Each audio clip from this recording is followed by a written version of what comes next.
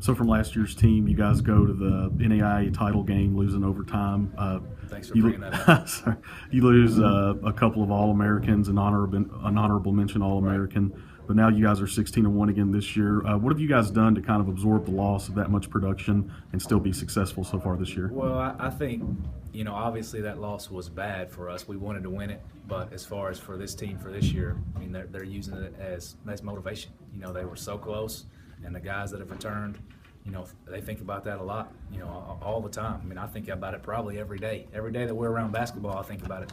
I think the guys are using it as motivation. It's helping to kind of bring them together, and over the summer, make them work harder over the summer and fall.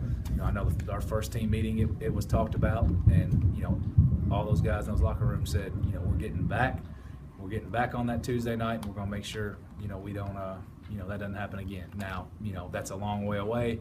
It's hard to do. People don't realize how hard that is to get through that tournament in 5 games in 6 or 7 days. So right now I'm trying to keep them focused on the present, and doing everything they can in the present to do what we need to do to take care of business today. So like I said, you guys lose 2 NAIA All-Americans off that squad last year, your top 2 scorers. Right. But now this year you've got Chris Coffey, Troy Stewart both stepping up big, and they both did it again today. Can you just talk about the kind of leadership they've showed this year? Right. We've got a different type of team. I think our leadership ultimately starts with Darian Burns.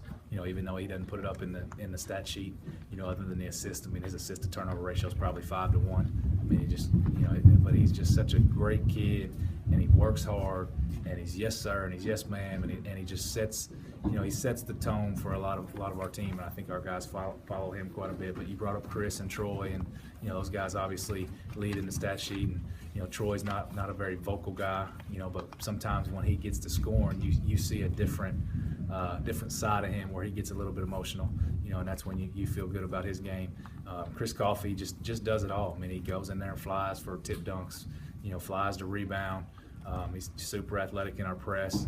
We're still working on his offensive game, away from the basket. You saw him knock down a shot today. He can shoot a little bit.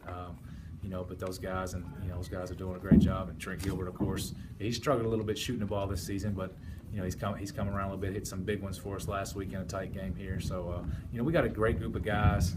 They work hard. They love each other. They buy into the brothers and the family motto that we talk about a lot. And they're just fun to be around. And like I told them, we got to keep working hard. We got to keep pushing each other. We got to keep bringing it every day. And just continue to get better and continue to build in the process.